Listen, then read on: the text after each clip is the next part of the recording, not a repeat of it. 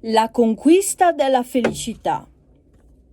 Quando qualche disgrazia ci minaccia, consideriamo seriamente e deliberatamente cos'è il peggio che ci possa capitare dopo aver guardato in viso la possibile disgrazia.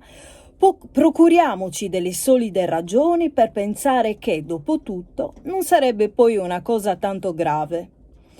Tali ragioni esistono sempre, poiché anche nel peggior dei casi nulla di quello che ci può capitare ha un'importanza cosmica. Quando avremo guardato coraggiosamente in faccia per qualche tempo la possibilità peggiore e ci saremo detti con genuina convinzione: dopo tutto non importerà poi molto, vedremo la nostra ansia scemare straordinariamente.